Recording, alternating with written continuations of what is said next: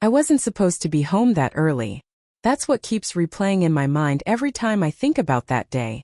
The moment everything shattered. The marketing meeting ended ahead of schedule, and for once I thought I'd surprise them. My parents love surprises after all, especially the kind they could control. I parked outside the old house with its paint peeling off and the porch swing creaking in the breeze. The afternoon sun had that heavy golden hue, the kind that makes everything look softer than it really is. But nothing about that day would ever be soft again. As I stepped into the hallway, the faint sound of laughter drifted from the dining room, my mother's laugh light and polished, like she was performing for an invisible audience. Then came another voice, one I knew too well. Violet. My little sister. The golden one. The one who never had to try. And of course Naomi will cover it all just like last time, she said, her tone smooth as silk and twice as sharp. I mean, isn't that what big sisters are for? My heart froze mid-beat. For a moment I thought I'd misheard. Maybe she meant something else. Maybe she was joking. But then I heard my father chuckle. The kind of laugh that used to make me feel safe when I was small. Now it just made me sick. My mother chimed in. Oh, Violet, don't be cruel. We'll let Naomi think it's her idea. You know how she likes to feel helpful. Their laughter filled the room. Easy. Familiar. Cruel. I stood motionless in the hall, my back pressed against the wall for balance. In my hand I was still holding a wedding magazine, the one with a soft pink cover I'd picked up for inspiration. The pages crumpled beneath my grip as something inside me cracked open. They were doing it again. Stealing from me in broad daylight, wrapped in smiles and family dinners. 5 years of therapy. 5 years of trying to forgive. 5 years convincing myself they didn't mean to hurt me. That they just didn't know better. But in that hallway I realized something that burned through my chest like acid. They knew. They always knew. I stepped closer, just enough to see the edge of the dining room door. My mother was pouring wine, her nails painted a shimmering pearl. My father leaned back in his chair, looking proud of himself. Violet was scrolling on her phone, no doubt planning whatever spectacle she was about to call her renewal of vows. And they were using my money to do it. A wedding combined with a vow renewal. For family unity, my mother would say. But what she meant was for control. The irony almost made me laugh. Almost. I backed away before they could see me. My hand trembled so badly I nearly dropped my keys. I walked out the door, got into my car, and sat there staring at the steering wheel like it held all the answers. For 10 minutes I couldn't move. The house behind me still echoed with laughter.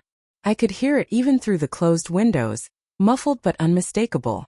The laughter of people who believed they'd gotten away with it, again. Finally I exhaled. Slow. Steady. Then I dialed Robert. He answered on the second ring, his voice warm, familiar. Hey, beautiful. How was the meeting? I stared through the windshield. They're doing it again, Rob. He paused. What do you mean? My family, I whispered. They're planning Violet's vow renewal. And my wedding. Together. There was silence on the line.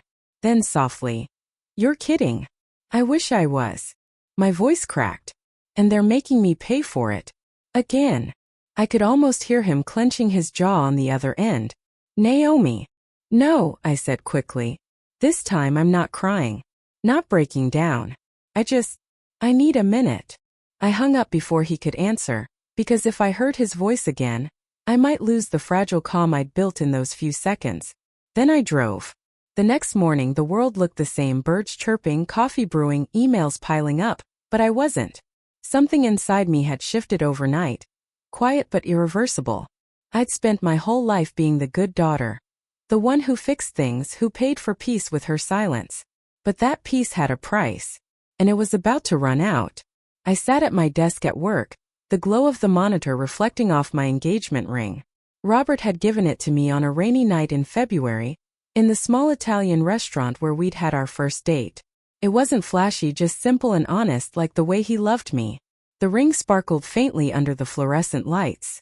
I twisted it once, then opened my laptop and started writing. Subject: Re-wedding coordination with the Lawson family. Message: Please hold off on all deposits. I'll review the contract personally before any payments are made. I hesitated before clicking send, my finger hovering over the mouse. For a brief, ridiculous second, I heard my mother's voice in my head. Naomi, don't make waves. Click. Email sent. And just like that, the first crack appeared in their perfect little facade. That evening, my phone buzzed with a text from my mother. Dinner tomorrow, sweetheart. Big announcement. 7 p.m. Don't be late. 2 hearts. Big announcement. Of course. I almost smiled. I already knew what it would be. But they didn't know what was coming for them. Not this time. As I looked out the window, the city lights blurred into 1,000 tiny reflections on the glass. Like stars or maybe warning signs. Somewhere between them, I could see the girl I used to be. The one who believed love meant obedience. She was gone now. In her place stood someone else. Someone who had finally learned that freedom, real freedom, wasn't given. It was taken back one decision at a time. And tomorrow night at dinner I would begin taking mine. By the time I pulled into my parents' driveway the next evening, dusk had already swallowed the last of the daylight. The porch light flickered. Same old bulb that had been there for years, buzzing faintly, like it was as tired of pretending as I was. Inside, everything was exactly as I remembered it. The smell of lemon polish. The ticking of the grandfather clock that had marked every silence in my childhood. And of course my mother's voice, already floating from the kitchen. Naomi, there you are, sweetheart. We were just saying how punctual you always are. Translation, you're late. I stepped into the dining room and there they were. My parents and Violet, perfectly arranged like an old family portrait. My father at the head of the table, mother to his right, Violet across from her with her phone glowing in her hand. The only thing missing was the dog, who'd probably been smarter than me and escaped this house years ago. Violet looked up and smiled. The same sharp little smile that used to win her everything she wanted. Hey sis, you look tired. Wedding planning getting to you. Wedding planning. As if I'd been part of it. Just a long day, I said, taking my seat. Robert wasn't with me tonight. He had insisted I face them on my own. You'll need to hear them unfiltered, he'd said. And he was right. I needed to see their true faces, without the mask of politeness they wore for outsiders. My mother slid a plate of roasted chicken toward me. Eat, darling. You'll need your strength with everything coming up. Everything. I asked casually, slicing into the meat. Her eyes sparkled with the excitement of a child unveiling a secret she wasn't supposed to tell. Well, she began, we have some wonderful news. Violet has decided to renew her vows with Thomas. Can you imagine? 5 years already. Violet's grin widened.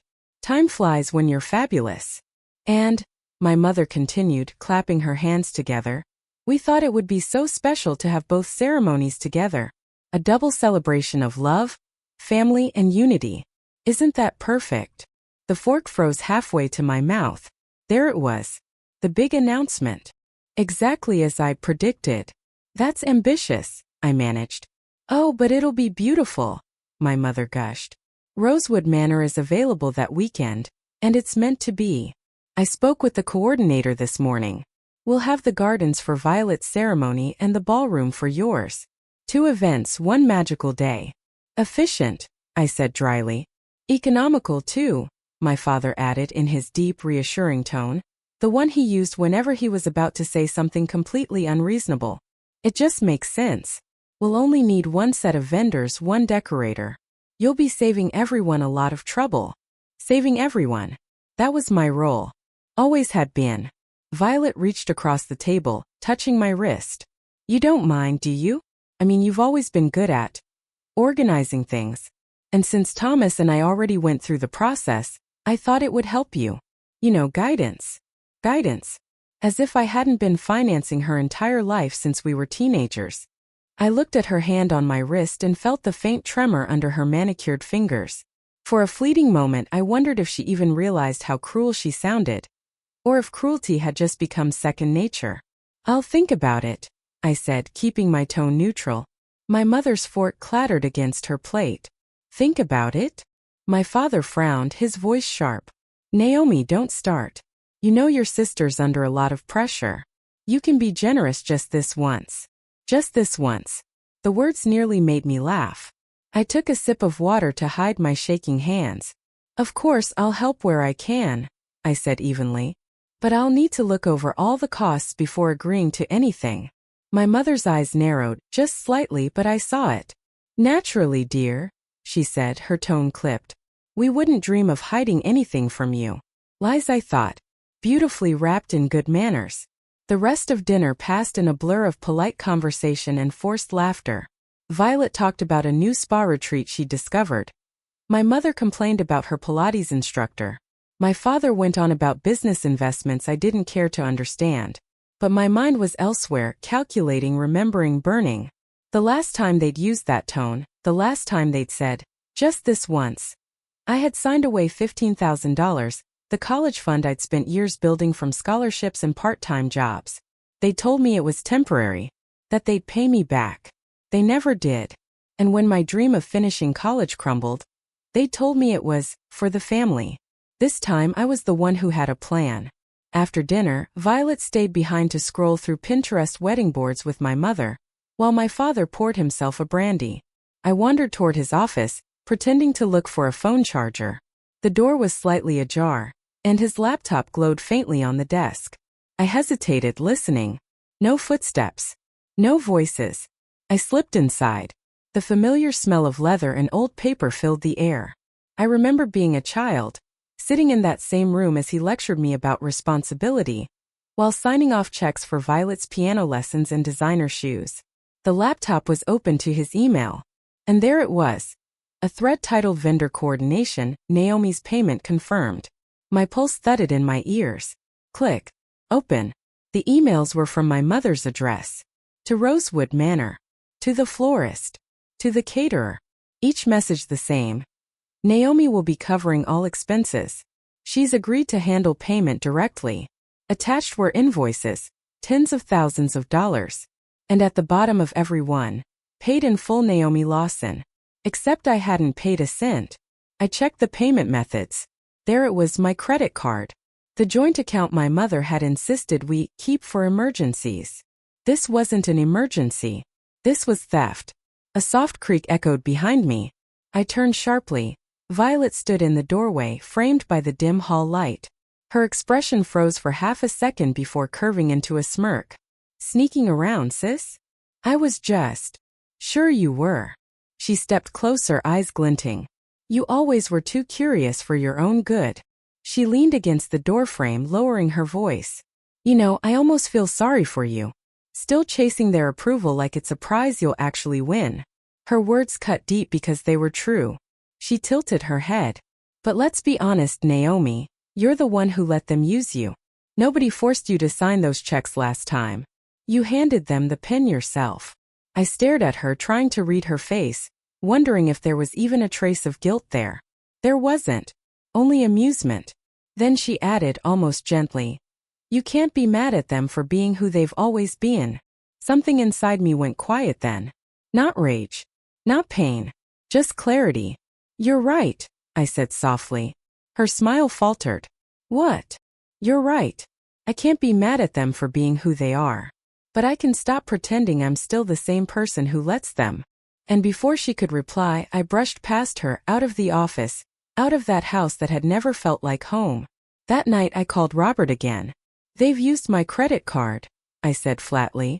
He didn't even sound surprised. Of course they did. You okay? I will be, I said, and I meant it. But I'm done being their safety net. There was a pause. Then he said, what are you thinking?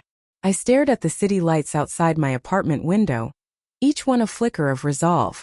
I'm thinking, I said slowly, that if they want a wedding they can have one. Just not the one they expect. Robert's tone changed, half concern, half admiration. Naomi, I won't hurt them, I said.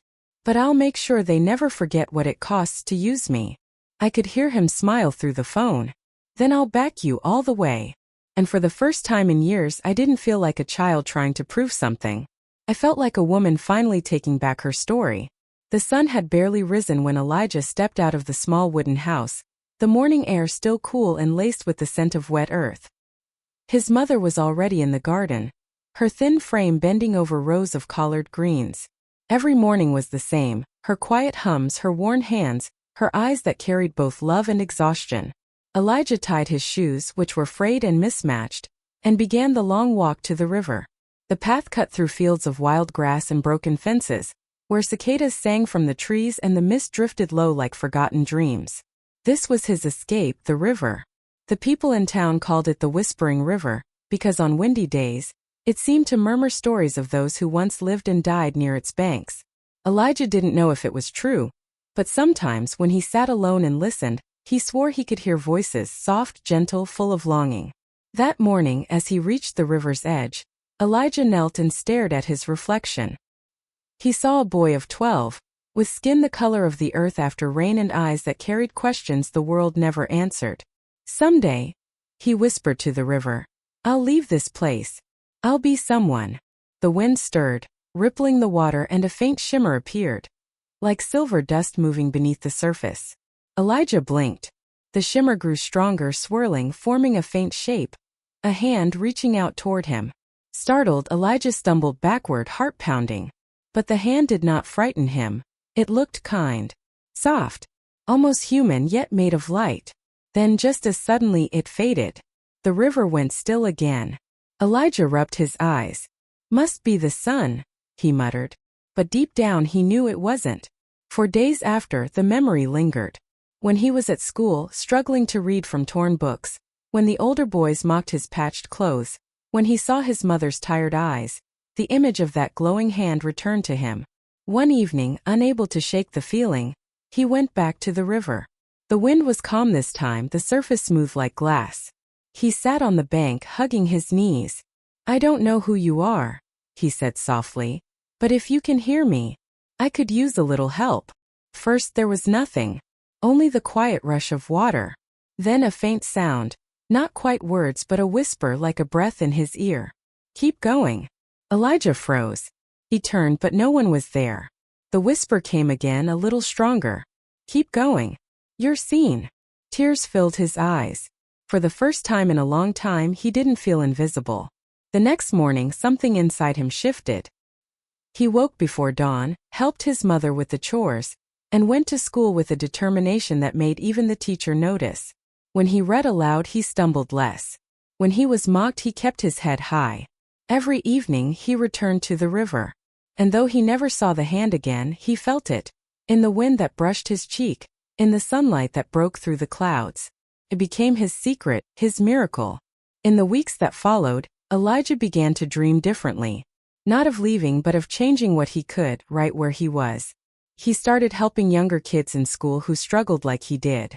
He fixed a broken swing at the churchyard using scraps of wire. And sometimes when no one was around, he'd speak to the river, as if it were a friend who listened without judgment. One evening as fireflies danced above the water he whispered, "Thank you for not giving up on me."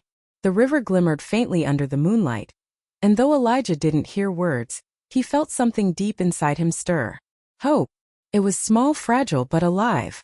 And in that moment, beneath the starlit sky of rural Alabama, Elijah understood something profound. Sometimes miracles don't come in thunder or lightning. Sometimes they come quietly, like a whisper carried by the wind, reminding you to keep going. The air grew heavy that summer, thick with the scent of rain and worry. Crops were failing again, and work at the lumber mill had slowed to a crawl. Elijah could feel the tension in his home. The way his mother sighed quietly when counting coins, the way she looked at the empty pantry before turning away. One night, while they sat together at the small wooden table, she finally said what Elijah had feared. "Mill's not taking any more hands this month. I'll try at the laundry in town." Her voice was soft, but the exhaustion behind it hurt more than any shout. Elijah nodded, trying to hide his worry. "I can help, Ma. I'll find something." She smiled, a tired, broken smile. "You already do, baby. You keep hope alive. That's more than most grown men can manage." But Elijah didn't feel hopeful. He felt powerless. That night he couldn't sleep. He lay on his small bed, staring at the cracked ceiling, listening to the soft sound of rain tapping the roof. And through that rhythm he heard it again, faint, distant but familiar. "Keep going." Elijah sat up, his heart pounding. The whisper, the same voice from the river. It was calling him. Without hesitation, he slipped on his shoes and stepped outside. The night was dark, clouds thick and restless. The rain came harder now, soaking his thin shirt, but he didn't stop. His feet knew the way, past the oak tree, down the dirt path, through the tall grass that swayed like ghosts in the storm. When he reached the river, lightning cracked across the sky. The water churned wild and alive, waves slapping against the rocks. "Why are you calling me?" Elijah shouted over the wind. "I don't know what to do anymore." The storm roared in answer. But then, amidst the chaos, the river began to glow, faintly at first, then brighter, until the light spread like liquid silver through the rain. Elijah shielded his eyes, his heart thundering. And there it was again, the hand of light rising from the river, steady despite the storm. It reached toward him. Elijah hesitated, trembling. But something inside him, the same faith that had carried him through hunger, through loneliness, urged him forward. He stepped closer, knee-deep in the freezing water, and stretched out his hand. When his fingers touched the light, warmth flooded through him. Fierce, electric, alive. In that moment, Elijah saw flashes behind his eyes. His mother, years younger, laughing under the sun. The town, not broken but full of color and music. Himself, older, standing tall before a crowd, speaking words of hope. Then the vision faded, and he fell to his knees, gasping. The storm began to calm. The thunder softened into a distant rumble, and the rain slowed to a whisper. The river's glow dimmed, but its voice remained soft, steady.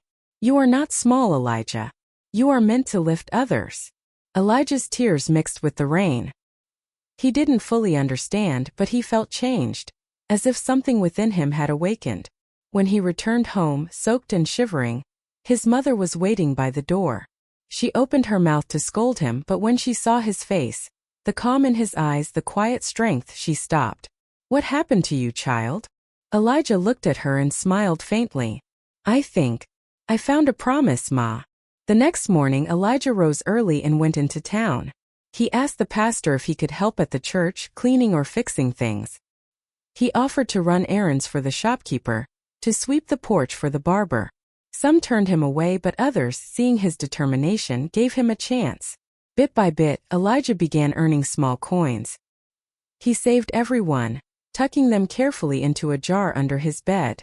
But more than that, he earned something far more powerful: respect. People started noticing the boy who never complained, who always smiled, who worked harder than anyone his age.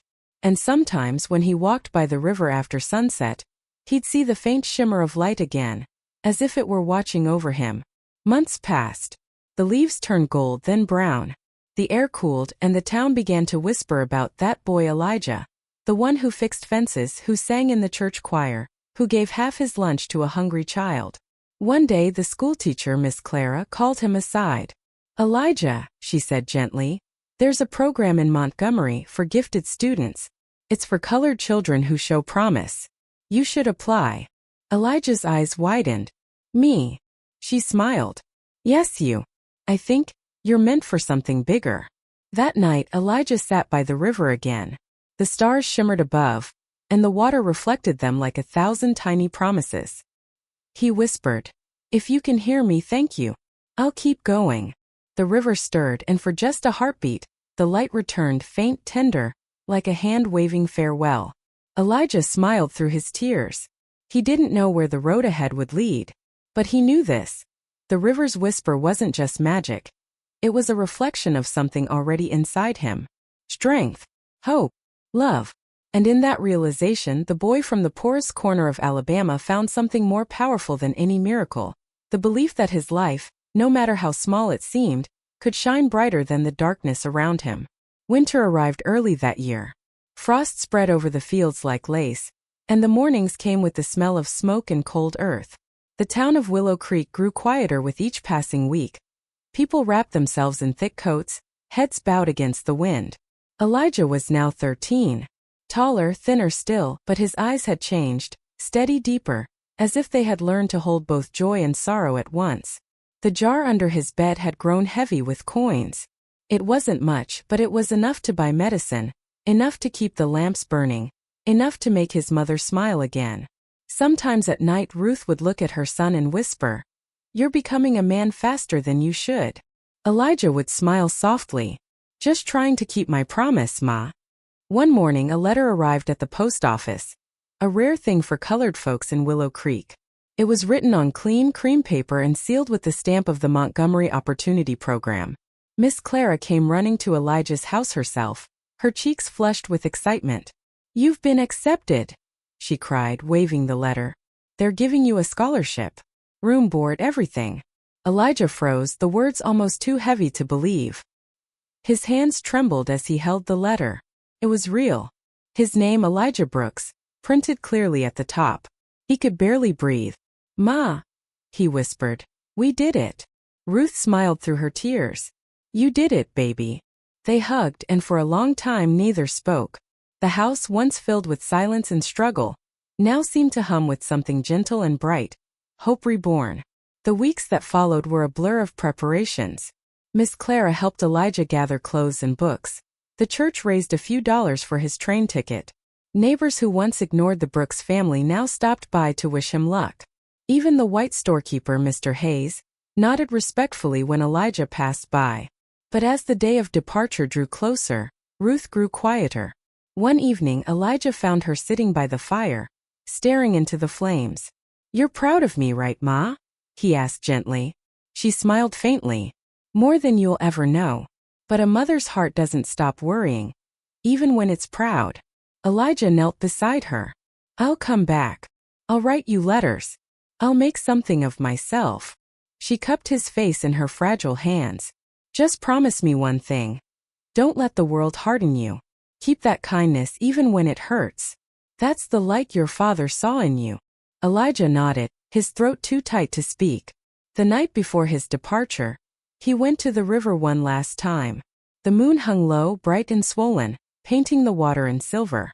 The air was still, heavy with memory. He stood by the same spot where the light had first appeared. "I'm leaving tomorrow," he said softly. "You showed me how to hope, how to forgive, how to love. I don't know what waits for me out there, but I'll carry your light with me."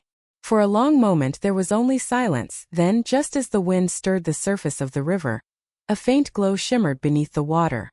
It rose slowly like a breath until it hovered before him, the same soft blue light that had once saved his life. Tears filled Elijah's eyes. "You came back." The light pulsed, warm and alive, and then, to his astonishment, it began to scatter. Tiny orbs drifted upward like fireflies, spreading across the river, into the woods, into the night sky. Each one shimmered briefly before vanishing into the stars. Elijah watched in awe. Then, somewhere deep inside, he understood. The light wasn't leaving. It was becoming everything. The next morning, the town gathered at the station. The train stood waiting, steam billowing into the pale dawn. Elijah hugged his mother tightly. Her hands lingered on his shoulders as if trying to memorize every inch of him. "Go on now," she whispered, her voice trembling. "Go live that life we prayed for." He kissed her cheek, smiled through his tears, and stepped onto the train. As it pulled away, he leaned out the window, waving until he couldn't see her anymore.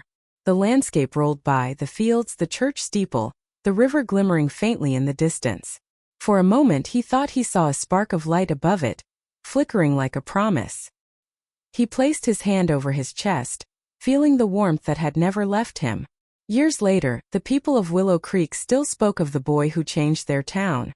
The boy who worked harder than any man, who forgave when others couldn't, who left with nothing but came back with hope for everyone.